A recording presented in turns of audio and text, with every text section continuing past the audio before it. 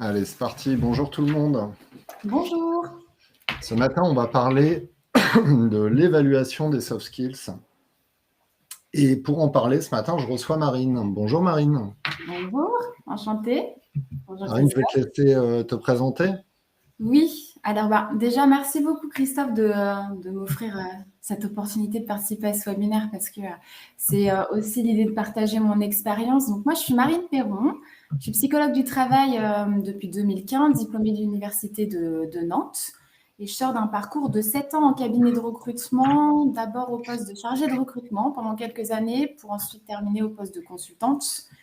Et depuis quelques mois maintenant, depuis 8 mois exactement, j'ai rejoint Pearson Talent Lens, donc au poste de consultante grand compte. Donc aujourd'hui, mes missions, c'est d'accompagner mes clients en leur proposant des solutions d'évaluation RH qui sont spécifiques à leurs enjeux et à leurs projets du moment.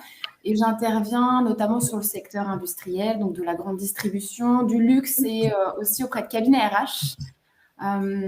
Aujourd'hui, comme tu l'as dit, Christophe, il va être question dans ce webinaire de tests psychométriques au service de l'évaluation des soft skills. Donc, moi, de mon côté, j'ai longuement, du coup, utilisé ces tests pendant 7 ans, notamment en cabinet de recrutement. Donc, je suis convaincue de leur utilité et de leurs bénéfices, de leur richesse même, notamment dans le recrutement. J'ai eu la chance, en fait, d'être des deux côtés du miroir, c'est-à-dire autant du côté cabinet, donc cabinet de recrutement et cliente utilisatrice de ces tests. Et aujourd'hui, je suis donc chez Pearson, qui est l'un des principaux éditeurs de tests et de ce type de solutions. J'ai rejoint en fait l'équipe Pearson parce que justement, je suis convaincue. Et l'idée pour moi aujourd'hui, c'est de convaincre aussi les professionnels RH et notamment mes clients de l'utilisation de ces tests dans leur processus RH au quotidien. Pour terminer, je dirais qu'au-delà de ça, en fait, je suis vraiment ravie de pouvoir en parler aujourd'hui parce que c'est un sujet qui me touche particulièrement. Parce que j'ai vu des personnes, en fait, dans mon entourage notamment, souffrir parce qu'ils étaient dans un environnement professionnel particulier ou dans un poste qui leur convenait pas. Donc, on parle de burn-out, on parle de bore-out aussi. Et je suis convaincue que l'utilisation de ces tests-là et puis de ces évaluations dans le cadre de recrutement ou dans le cadre aussi d'évolution aurait pu éviter ça et peut éviter ça aujourd'hui. Donc, Ça marche. ça me tient Alors, à cœur. du coup, pour démarrer, pour bien poser les jalons de ce webinaire, c'est quoi un soft skill? C'est quoi ta définition? Alors, les soft skills, c'est les compétences comportementales et humaines qui sont le plus souvent acquises en dehors de la sphère scolaire ou universitaire. Donc, c'est ce qui va aller au-delà des compétences techniques, qu'on appelle les hard skills. Donc, quand on parle de compétences comportementales, on parle de savoir-être, de capacité d'apprentissage, d'adaptation, de créativité, de compétences en régulation des émotions. Ça peut être la pensée critique, l'agilité. Donc, tout un tas de compétences qui sont considérées aujourd'hui, en tout cas, comme des compétences qui sont particulièrement importantes et recherchées chez les collaborateurs. D'accord. Alors, pour démarrer ce webinaire, j'aime bien, moi, poser des petites questions aux participants. Donc, on va faire un premier sondage. Ce que j'aimerais savoir, c'est si vous évaluez les soft skills de vos candidats. Je parle des candidats, hein, c'est vraiment spécifique. Donc, vous pouvez voter simple, oui, non. Je vous laisse quelques secondes pour le faire. Là, pour l'instant, on est quoi? On est à peu près 80.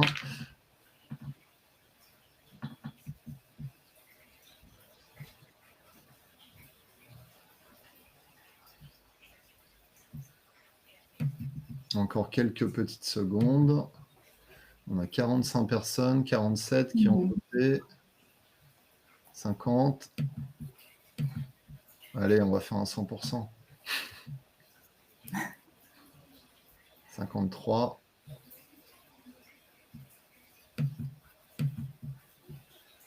OK. Donc, on a 56 personnes qui ont voté. On a une majorité de oui. Donc, vous évaluez les soft skills des candidats à 53%. Et on a 21% de non. Sachant que là, on est sur le panel de tous les présents à ce webinaire. Donc, ça veut dire qu'en majorité, vous le faites. Alors, bien évidemment, comme je suis curieux, ce que j'ai envie de savoir maintenant, c'est ceux qui m'ont dit oui, bah, comment vous faites? Est-ce que vous faites des assessments, par exemple? Est-ce que vous faites des tests d'évaluation? Ou est-ce que c'est plutôt au feeling lors des entretiens? Et là, je pense que ça va être intéressant. Oui. Parce que moi, je vois les résultats et pas vous.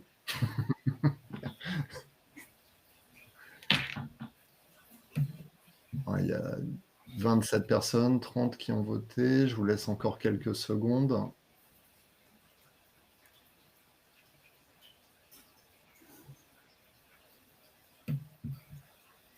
C'est chez toi qu'il y a une fontaine, Marine? J'étais pas sûre qu'on l'entende. Oui. C'est un webinar zen? Alors non, en fait, c'est une petite fontaine à chat. Je me suis dit, est-ce que mon micro est assez puissant? Bah oui. Bonne nouvelle pour mon micro. Ça s'entend beaucoup? Faut que je l'éteigne? Oh non, non. C'est bon? Ça fait un petit bruit zen de fond. C'est très Fin bien. du vote.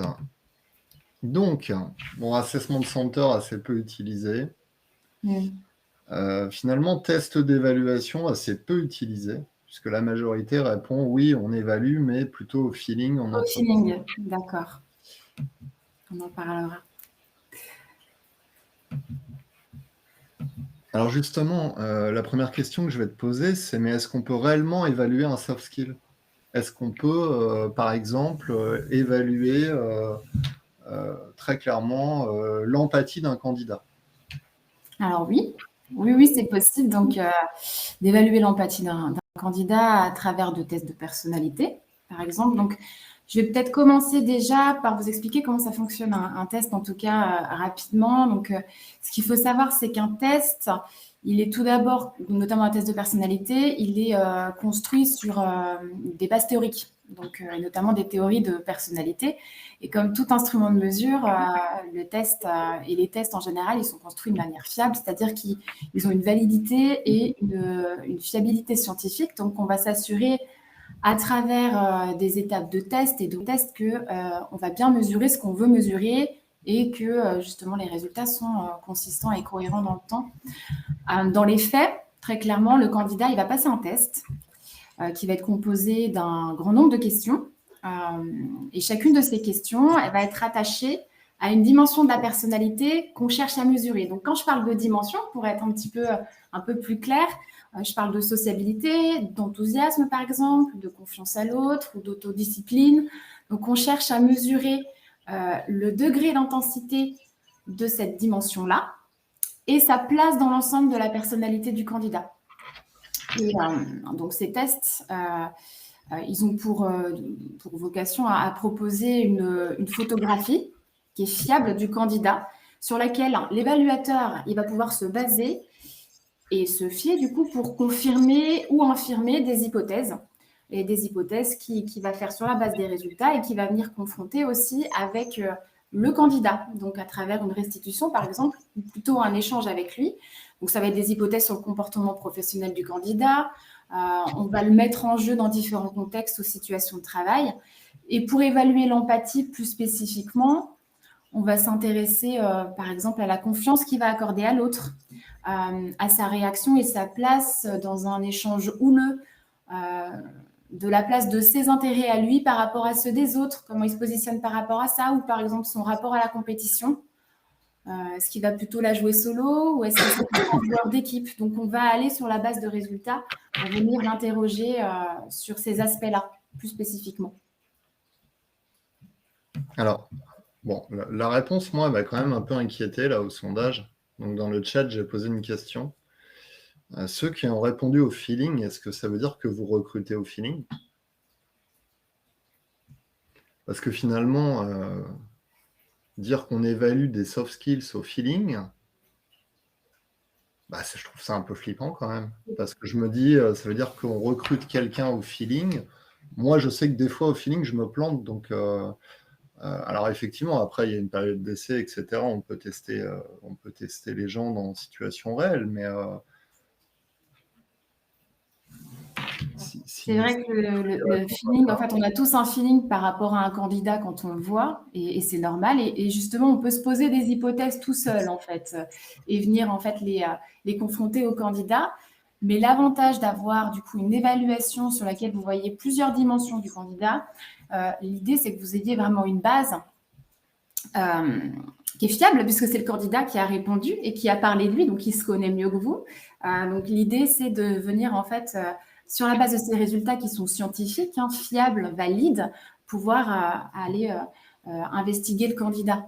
Donc ça vous donne une objectivité qu'on n'a pas en fait. On ne peut pas être totalement objectif. Le test, oui, le test peut l'être. Et sur la base justement de ces résultats. Alors, j'ai quelques réponses, effectivement.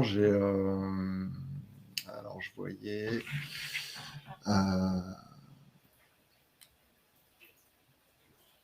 Ouais, non, les soft skills sont challengés via des questions et des illustrations, ok.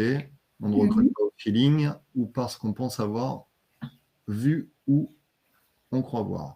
Il n'est qu'une composante de l'entretien, il est complémentaire et doit être confronté à un entretien technique. Oui, effectivement, de toute façon, il faut... Alors, c'est vrai qu'aujourd'hui, on entend beaucoup des entreprises dire « nous, on recrute que sur les soft skills ». Bon, il faut quand même qu'il y ait quand même une base... de compétences techniques.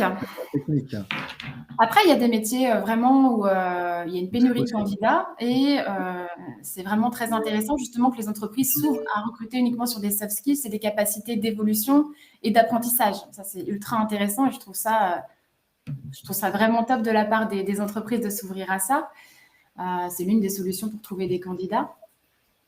Mais il y a toujours une base de compétences techniques en général, mais à l'inverse d'il y a quelques années, ça ne prend plus le pas complètement. Avant, on cherchait vraiment des compétences techniques, une école particulière, une expérience particulière dans une boîte en particulier, pourquoi pas chez le concurrent, etc. Aujourd'hui, il n'y a pas que ça, et je trouve ça justement très rassurant et réconfortant qu'on voit les soft skills à leur juste valeur aujourd'hui. Ouais. Parce qu'on parle de soft skills, donc c'est-à-dire de traits de personnalité, mais avec les outils d'évaluation, on peut non seulement investiguer ça, mais investiguer aussi l'environnement de travail sur lequel le candidat va le sentir le plus à l'aise, le plus heureux, pour in fine être le plus efficace aussi, et puis rester longtemps dans l'entreprise. On peut identifier aussi des valeurs, les valeurs du candidat, quels vont être ses moteurs motivationnels pour réussir en poste, de quoi il va avoir besoin pour réussir. Donc, c'est bien au-delà, en fait, de traits de perso. Alors, il y a deux choses qui sont intéressantes dans les commentaires. Il y a Guillaume qui nous demande si la personnalité est prédictive de la réussite au travail. Sur certains aspects, ça peut être le cas, peut-être l'autodiscipline et sur certains tests, on peut effectivement voir l'envie de réussir en fait, du candidat et notamment la motivation qu'il a à toujours se dépasser. Donc ça, on peut le voir. Et ensuite, il y a Gaël qui nous dit, c'est pas Gaël, c'est Gwenaël qui nous dit les hard skills peuvent s'acquérir, les soft skills beaucoup plus compliqués. Ça veut dire qu'on ne peut pas former quelqu'un on ne peut pas développer les soft skills de quelqu'un en entreprise ou dans la vie tout court. On peut les développer, mais c'est sûr qu'il y a une marge de manœuvre qui est peut-être un petit peu moins grande que des compétences techniques qu'on peut acquérir via des formations, par exemple. Mais on peut toujours travailler. Notamment, je pense à son esprit critique, c'est-à-dire cette capacité du candidat à venir remettre en question les informations qui lui sont données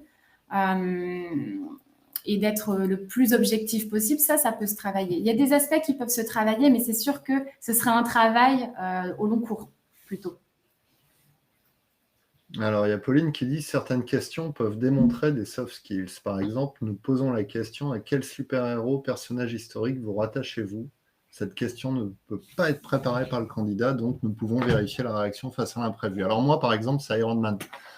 Alors du coup, Pauline, ça veut dire quoi si je vous réponds Iron Man?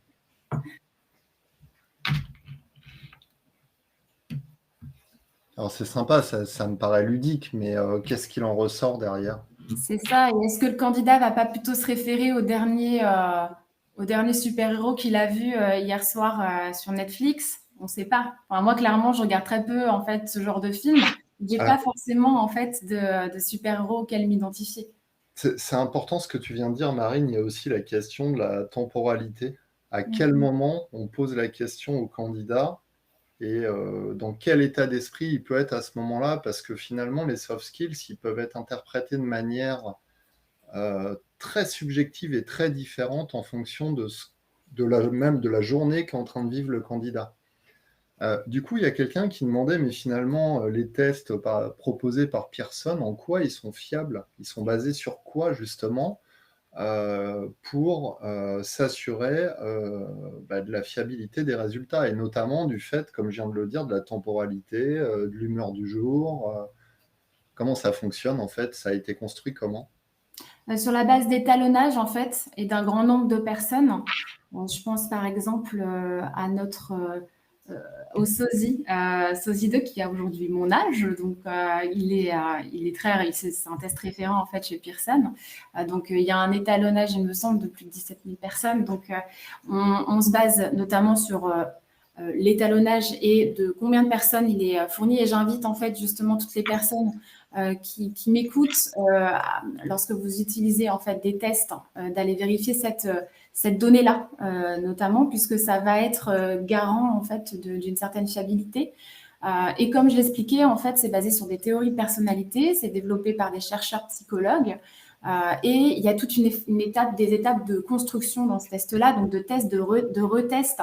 On part avec plusieurs questions au départ et ensuite ça vient se réduire petit à petit pour vérifier que cette question-là vient bien mesurer cette dimension-là. Donc, il y a toute une étape de construction qui prend des années et c'est ce qui rend les tests fiables. Et le fait aussi de venir approvisionner l'étalonnage peut-être pas tous les ans, mais tous les 2 ans, pour venir nourrir justement le nombre de personnes sur lesquelles on se base. Il y a deux questions, enfin une remarque et une question qui sont intéressantes. Il y a Muriel qui dit il y a différentes définitions des soft skills et dans l'une d'entre elles, il est précisé que les soft skills ne sont pas des traits de personnalité. Par contre, la personnalité peut aider le développement des soft skills. Qu'en pensez-vous? Je vais te donner un exemple. Moi, par exemple, je peux très bien avoir la compétence esprit d'équipe. Pour autant, est-ce que c'est lié à ma personnalité? Je ne suis pas sûr, en fait. Parce que l'esprit d'équipe, je l'ai dans le cadre de mon travail. En dehors, c'est quelque chose qui ne me sert pas ou peu. On n'est jamais très différent de ce qu'on est aussi hors travail, mais c'est vrai que on a une structure de personnalité qui nous est propre et on peut la moduler forcément en fonction de si on a besoin de ces traits de personnalité et puis de ces aptitudes aussi comportementales, de ces compétences comportementales au travail. Il y avait une question de Virginie qui est un peu vicieuse, hein, cette question. Qui dit toi, Marine, tu connais bien les tests, tu les as pratiqués, tu les as fait passer. Est-ce que tu es capable de les truquer si toi, on te demande de les passer? On a essayé, enfin, il y a plusieurs personnes en fait chez Pearson qui ont essayé et c'est très compliqué. C'est très compliqué. Voilà.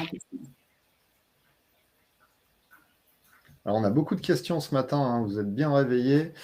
Je pense qu'au-delà de l'évaluation, il faut mettre l'accent sur l'analyse du besoin en compétences et comment elles sont censées se manifester. Ok. Oui, après, effectivement, les soft skills sont à examiner dans un contexte particulier. C'est un peu ce que tu viens de dire, hein. Exactement. C'est à examiner dans un contexte particulier, notamment en fonction d'un poste particulier aussi. Et puis, l'idée, comme je vous le disais, c'est que vous avez une base sur laquelle vous appuyez avec les différentes dimensions et qu'il faut venir les mettre en jeu aussi avec ces éléments-là et venir questionner le candidat. Il y a certaines dimensions, personnalités, qui peuvent se retrouver un peu impactées parfois par un événement qui vient de se produire. Je parle par exemple de la confiance en soi. On peut se retrouver, ça va bouger peu, mais ça va bouger et ça va se voir en fait sur le test.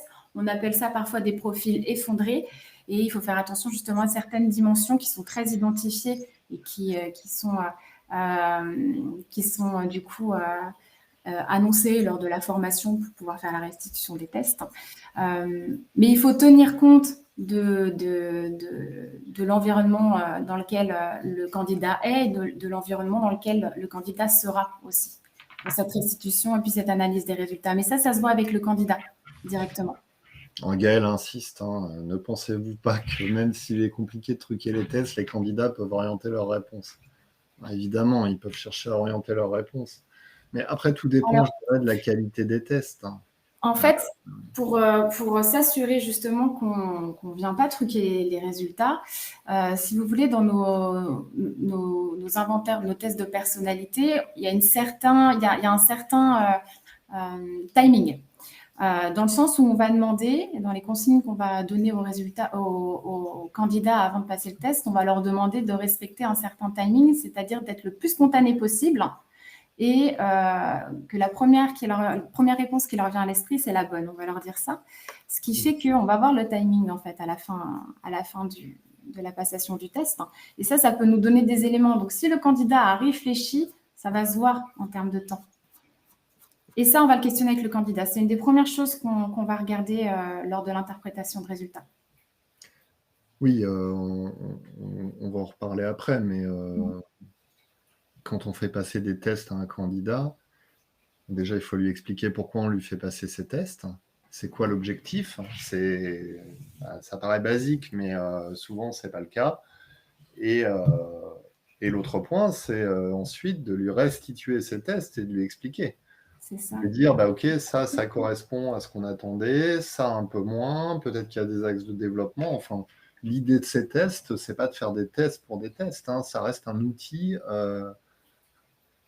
On ne cherche pas à le piéger, en fait. Le candidat, effectivement, tu as raison, Christophe. L'idée, c'est vraiment de lui faire comprendre que c'est aussi pour lui. L'idée, c'est de le mettre à la bonne place, au bon moment aussi pour lui. Donc, c'est aussi important pour l'entreprise qui recrute que pour le candidat qui va être recruté. Et lui faire comprendre que si ce n'est pas ce poste aujourd'hui, ce sera peut-être un autre poste demain aussi. Donc, l'idée, c'est de le connaître. Et ça lui donne aussi un espace et un temps pour lui, l'occasion de se connaître mieux aussi.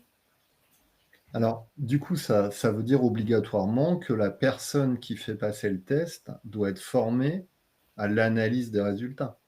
Oui. Ça ne s'improvise pas. Ça ne s'improvise pas. Voilà. Il faut apprendre à effectivement comprendre les tests. Il faut, en fait, on dispense des formations, en tout cas chez nous, Pearson. C'est des formations qui durent de 1 à 3 jours, qui sont dispensées par des experts et des personnes en général qui utilisent nos tests depuis plus de 20 ans. Donc, ils ont beaucoup de cas pratiques aussi à donner et c'est ultra intéressant et ça met vraiment en jeu justement différents profils et différentes situations, différents contextes. Et pendant ces formations, on va justement apprendre comment le test a été construit, sur quelle base théorique il est construit également, apprendre à comprendre les résultats, à croiser des dimensions, à émettre des hypothèses par rapport à ces résultats-là et venir les confronter lors de restitution aux candidats. Donc, il y a beaucoup de cas pratiques qui sont faits et beaucoup d'échanges aussi entre les personnes, donc de mise en situation pendant ces 3 jours, ce qui fait que quand nos clients ressortent de ces formations, ils se sentent souvent grandis et bien équipés, bien outillés. C'est quoi le retour des recruteurs quand ils sont formés, quand on leur présente les tests, les modalités de restitution? Tu as des feedbacks de la part des utilisateurs? Ils sont bons en général et on a beaucoup de clients en fait qui vraiment font confiance à ces outils-là et se basent maintenant uniquement sur ces outils pour pouvoir mener leur entretien de recrutement.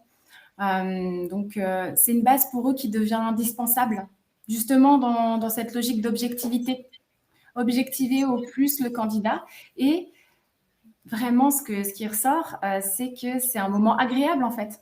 C'est un moment agréable pour l'évaluateur, le recruteur, ce temps d'échange à propos du candidat avec le candidat. Et c'est surtout et aussi agréable pour le candidat.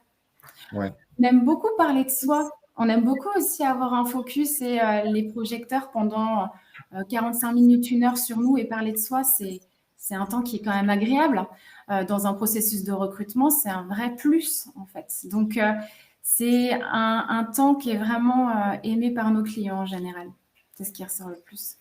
Alors, on va faire la petite minute publicitaire puisque Catherine nous demande quel type de test utilisent les RH en général. Alors, au-delà des tests de personnalité, mais déjà les tests de personnalité, ils ne sont pas uniques, hein. Il y a plusieurs dimensions qui peuvent être analysées. Est-ce que tu peux nous dire rapidement, Marine, les principaux tests qui sont utilisés par tes clients? Alors, ça va dépendre du poste, c'est sûr. Ça va dépendre aussi de l'entreprise. Mais si on parle de tests de personnalité, ça va vraiment dépendre. En fait, je peux vous présenter ce qu'ils vont venir évaluer chacun d'entre eux. Je peux parler éventuellement du PFPI, qui va venir analyser et mettre en lumière 21 dimensions de personnalité du candidat sur la base de la théorie des Big Five. Donc là, c'est une analyse de la personnalité du candidat et uniquement des traits de personnalité. Vous avez aussi le SOSI 2, qui va venir non seulement mettre en lumière des traits de personnalité du candidat, mais également des valeurs personnelles et interpersonnelles. Donc, qui va vous donner également des informations donc, concrètes écrites sur un rapport de résultats, sur l'environnement de travail le plus favorable pour le candidat et sur ses, justement, moteurs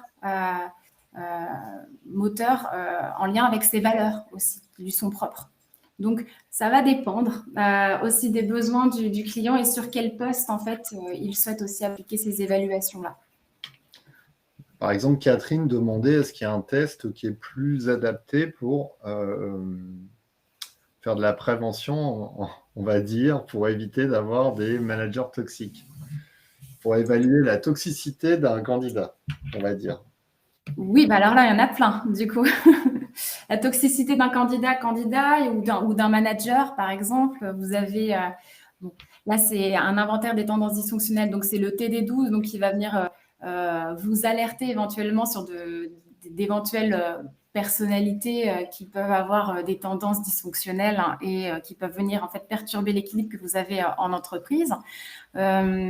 En termes de management aussi, on peut, si on recrute un manager, on peut évaluer le candidat à travers le Watson Glaser. Donc là, je vous donne beaucoup d'informations, mais je vous invite ensuite à venir me voir si vous avez besoin de plus d'infos. Le Watson Glaser, c'est l'évaluation de la pensée critique du candidat, donc de la pensée, l'esprit critique, pensée critique. C'est cette capacité du candidat, justement ce que je disais tout à l'heure, à remettre en question les idées qui vont lui être apportées, les informations qui vont lui être apportées. Donc déjà, je ne prends pas pour acquis ce qu'on m'a dit, ce qui est ultra important dans un contexte de fake news aussi dans lequel on est maintenant. Non seulement ça, mais aussi aller chercher d'autres informations. Donc je ne me contente pas de ce qu'on me donne, je vais chercher et je vais benchmarker les informations. Et lors d'une prise de décision, avec toutes ces informations-là, je prends aussi du recul sur moi, sur mes valeurs, sur mes croyances, sur mes émotions aussi dans le management, et je le mets vraiment sur la table pour vraiment analyser la situation et prendre une décision la plus objective possible en fait par rapport à mon équipe ou une décision soit managériale ou alors une décision en général quand on est sur un poste décisionnel en fait. Donc ça peut être aussi des éléments importants. L'idée, c'est qu'en général, on utilise des batteries de tests, c'est-à-dire pas seulement un test, mais plusieurs. Donc ça peut être des aptitudes intellectuelles, l'esprit critique, le TD12, ou alors des tests de personnalité pour avoir une vision vraiment globale en fait, du candidat et de son fonctionnement. En général, on n'en utilise pas qu'un. En tout cas, ce qu'on conseille pour avoir la totalité ou le plus d'informations possible, c'est d'en utiliser plusieurs. Alors, il y a une question de Perrine qui dit, enfin, qui n'est pas une question, elle dit est-ce que c'est pas difficile de présenter ces tests à un candidat? Comment on amène ça, en fait, au candidat sans que le candidat se dise voilà quoi. Alors, je suis consciente que ça peut être anxiogène pour le candidat. Après, c'est vrai que c'est de plus en plus présent dans les processus de recrutement.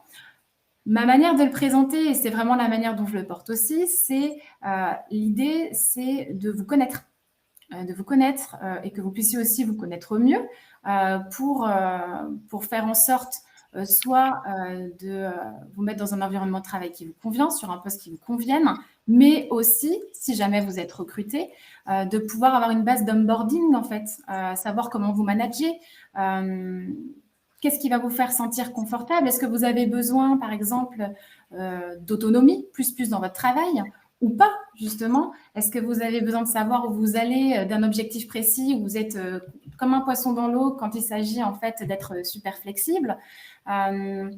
Est-ce que vous avez besoin de considération sociale dans votre travail? Donc, on vienne vous valoriser, vous soutenir. Est-ce que parfois, c'est un besoin à nourrir et c'est important de le savoir, en fait, quand on intègre quelqu'un pour que, justement, il se sente bien et qu'il reste in fine et qu'il soit efficace aussi. Pour moi, c'est le socle, en fait. Et c'était souvent très bien reçu par le candidat, qui était peut-être un petit peu stressé au moment de la restitution, mais qui passait toujours un très bon moment, en fait. Ouais, c'est souvent la crainte. Aujourd'hui, les recruteurs se disent, bon, on a du mal à faire venir les candidats, est-ce que ça va pas les freiner, en fait? Mais comme tu le dis, Marine, tout est question de, j'allais dire finalement de marketing, de la façon dont tu vas amener les choses. Effectivement, si tu dis au candidat, bah tiens, on va te tester, bah, déjà, on va te tester, c'est violent comme phrase. Non, ouais. Plutôt lui dire, bah voilà, on t'invite à remplir ce questionnaire pour découvrir tes traits de personnalité, enfin, pour apprendre à te connaître, on va débriefer tout ça ensemble après. Un peu comme un assessment, en fait, finalement, hein, mais C'est ça. tout l'intérêt est vraiment de présenter les choses. Et quand il Alors, intervient, en fait, dans un process, plutôt à la fin de process, soit pour une shortlist ou pour justement un onboarding, l'idée, c'est que ce test-là va être interprété aussi à la lumière de la totalité de la candidature, en fait. Tout ne se joue pas là non plus. L'idée, c'est aussi de calmer le jeu si jamais le candidat est stressé. Après, bon, de mon côté, en fait, ça a toujours été un plus, présenté comme ça. alors, pour revenir sur les soft skills, est-ce qu'il y a une checklist des soft skills les plus incontournables aujourd'hui en entreprise? Est-ce que tu en as identifié qui sont, je dirais, communs un peu à tout le monde et qui ressortent le plus actuellement? Je peux en citer, oui, effectivement, quelques-uns. Donc, pour moi, mon premier, c'est l'intelligence émotionnelle. Ça va être la capacité de la personne à prendre du recul sur elle, à avoir conscience aussi de ses forces et des éléments qui lui restent à travailler. On en a tous. Et c'est aussi s'intéresser à l'autre, comprendre l'autre, s'ouvrir. C'est des qualités qui sont importantes, notamment dans le cadre d'un recrutement de manager, par exemple. Il y a aussi la capacité et l'aspiration à se former. Donc, à partir de la connaissance de soi, il s'agit de savoir si le candidat, il aspire à progresser et si ça fait partie de sa structure de personnalité et s'il a aussi plus ou moins de facilité à acquérir de nouvelles compétences. C'est-à-dire que je peux, dans ma structure de personnalité, aimer aussi les postes sur lesquels il y a une certaine routine qui est confortable et rassurante pour moi, mais ça ne veut pas pour autant dire que je n'ai pas les capacités à évoluer, c'est juste que j'en ai pas le besoin ni l'envie. Donc, je pense que ça, c'est vraiment un soft skills, en fait, qui est d'autant plus recherché maintenant, puisque on parle beaucoup d'employabilité, d'obsolescence des compétences, d'apprentissage tout au long de la vie pour rester employable. Donc, pour moi, c'est une compétence qui est intéressante aussi à évaluer. Il y a l'adaptabilité aussi. Donc, la capacité du candidat à s'adapter aux nouveaux environnements de travail, nouvelles méthodes, organisation de planning, organisation de process. On pense tous maintenant, du coup, au contexte Covid, hein, où on s'est tous retrouvés du jour au lendemain face à nos écrans en télétravail. Donc, ça, on peut le voir aussi à travers des inventaires et des tests de personnalité, si le candidat est plus ou moins à même de s'adapter dans les changements de contexte comme ça. Bon, j'en ai parlé déjà un petit peu tout à l'heure, mais on peut évoquer l'esprit critique aussi comme un élément important. Donc, dans le prolongement aussi de sa capacité de recul sur soi, donc le recul qu'on va accorder aux informations qui nous sont données. Et cette capacité tout à l'heure, ce que je disais, en fait, de faire abstraction de ses croyances et de ses émotions dans le cadre de directives ou de management. Toujours important aussi dans un contexte de recrutement de manager. Donc pour moi, tout ça, c'est important. La créativité aussi, ce qui va nous permettre, je pense à tous, de grandir. On va chercher un candidat en général qui va être ravi de nous proposer de nouvelles idées, de nouveaux concepts, pardon, et qui va voir aussi large, qui va peut-être savoir sortir du cadre de temps en temps. Alors, il y a une question de Perrine qui est intéressante. Quand on recrute quelqu'un, finalement, on le recrute par rapport à un poste. Pour ce poste, on a identifié peut-être 4 soft skills qui sont prioritaires. Est-ce qu'on peut centrer le test sur ces 4 soft skills? Alors oui, ça va dépendre du coup lesquels, mais effectivement, en fait, on peut venir sur la base de ces tests-là, identifier les compétences qui nous semblent intéressantes par rapport au poste.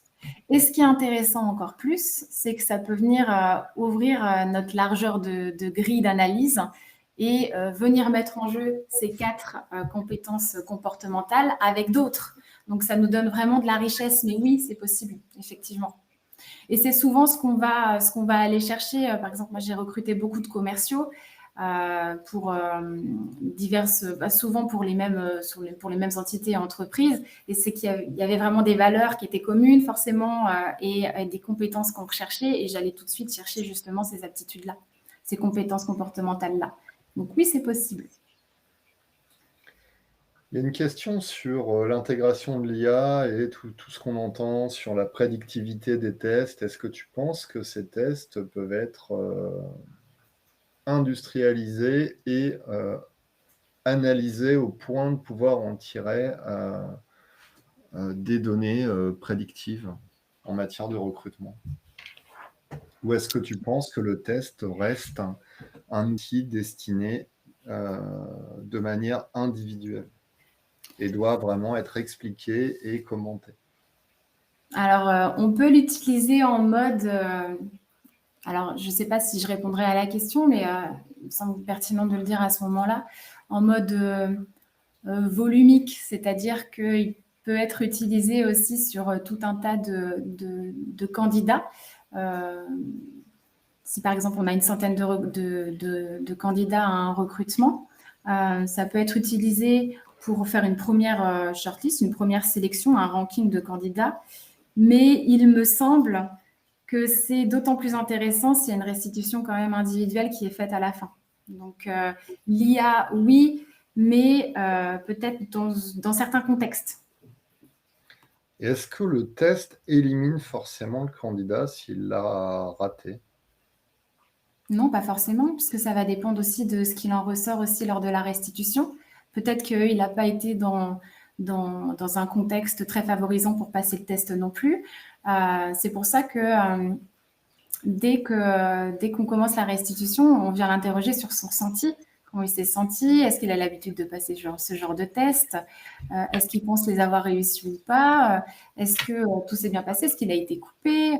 Est-ce qu'il était dans de bonnes conditions aussi pour le passer, en termes de fatigue, de stress, etc. Donc ça peut venir en fait donner des informations par rapport aux résultats. Après, c'est toujours mis en lumière avec le candidat, dans tous les cas. Donc, à part en mode concours, vraiment, concours école, etc., où vraiment on a des tests qui viennent sélectionner parce qu'on n'a pas le choix, parce qu'il y a du volume aussi. Sinon, tout n'est pas crucial dans le sens où il ne peut pas être, enfin, ça dépend après forcément, mais éliminé sur la base de son résultat. Il faut forcément venir confronter son résultat avec le candidat lors d'un échange. Ouais, comme le dit Fabiano, ça reste un outil d'aide à la décision, mais c'est pas un outil. Alors, parce qu'on le voit beaucoup en ce moment, hein, moi, je vois beaucoup de choses passer où on nous explique que les tests, finalement, tu as un peu le droit de vie ou de mort sur le candidat, mais peut-être que c'est ça aussi que les candidats ont en tête aujourd'hui. Et c'est peut-être important aussi de vraiment réexpliquer que le test est un outil, effectivement, qui va permettre d'alimenter l'entretien de recrutement. C'est ça, d'alimenter, d'avoir une vision objective aussi, justement du feeling que vous pouvez avoir au départ sur un candidat. D'autant plus, là, on a les questions depuis tout à l'heure, je ne les avais pas prises, mais les tests là dont on parle ne sont pas forcément que utilisés dans le cadre d'un recrutement externe, hein. Ils peuvent être utilisés Ah en interne oui, dans le cadre d'une mobilité, dans le cadre alors que ce soit une mobilité, un changement de poste, une évolution de carrière. Ils peuvent être utilisés au niveau d'équipe pour mesurer, j'en sais rien, si l'engagement d'une équipe. Enfin, il y a beaucoup de cas d'usage, hein. Tu peux peut-être en parler, Marine. Il y a oui. d'autres cas d'usage. On peut, alors effectivement, donc soit en recrutement externe quand on ne connaît pas du tout le candidat. On a aussi d'autres tests qui peuvent être utilisés en interne. Je pense notamment à des tests de motivation, d'intérêt professionnel et puis de degré de satisfaction au travail. Donc là, je parle de Motiva notamment. Nous, on utilise Motiva chez Pearson lors de bilan annuel, par exemple, entretien annuel, pour savoir comment on se sent et puis éventuellement projeter le candidat et nous projeter, nous, par exemple, chez Pearson, sur un prochain poste, une évolution ou pas, sur quel type de poste, quel type de mission.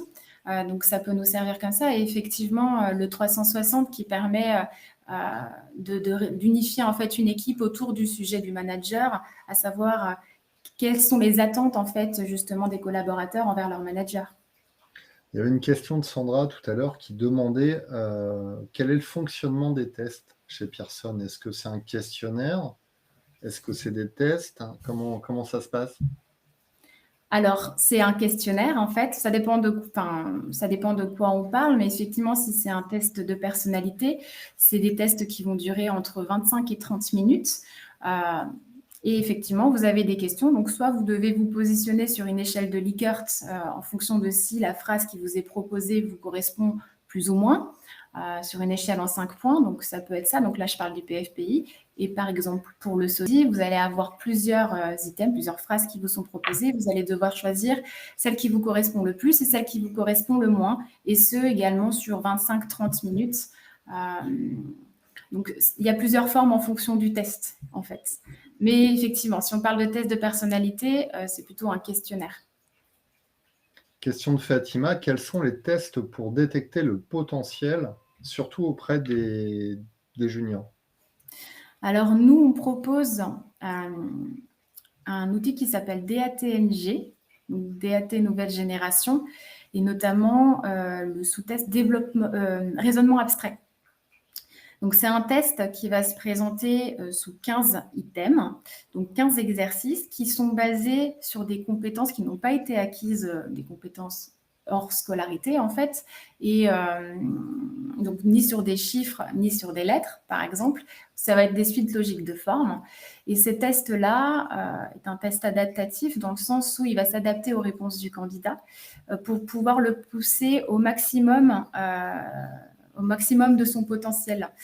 Ça va permettre de savoir la capacité du candidat à mettre de l'ordre dans du chaos et notamment mesurer sa capacité d'apprentissage et à se former sur des éléments qu'il ne connaît pas du tout. Donc, nous, on propose ce test-là. Et c'est notamment celui qu'on utilisait, nous, que j'utilisais en cabinet de recrutement pour l'évaluation du potentiel d'évolution des candidats. Ça marche. Alors oui, Perrine, hein, il n'y a pas un test chez Pearson, il y a un catalogue de tests. Et de toute façon, pour évaluer toutes les dimensions d'un poste, d'un candidat, ça me paraît difficile de faire un seul test, à moins de faire passer un test de 5 heures au candidat pour analyser toutes ces dimensions, ça me paraît compliqué. Parce qu'on l'a vu, il y a des tests qui vont être très spécifiques à l'engagement, des tests qui vont être plutôt sur la motivation, des tests qui vont être sur, là on a vu Data Next Gen, c'est ça? DAT-NG, oui. Ouais, c'est ça.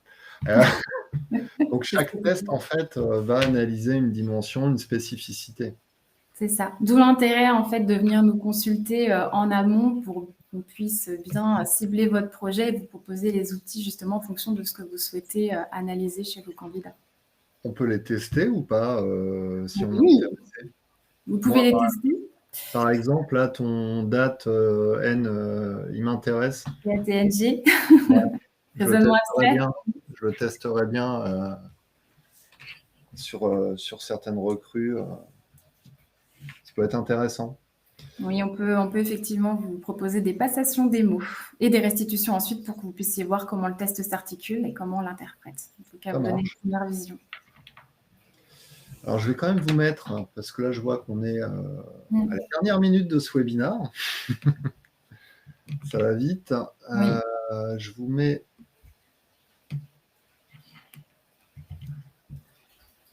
Alors, je vous ai mis tout à l'heure le lien vers les tests, la page test de Pearson. Je vous mets le lien vers le profil de Marine.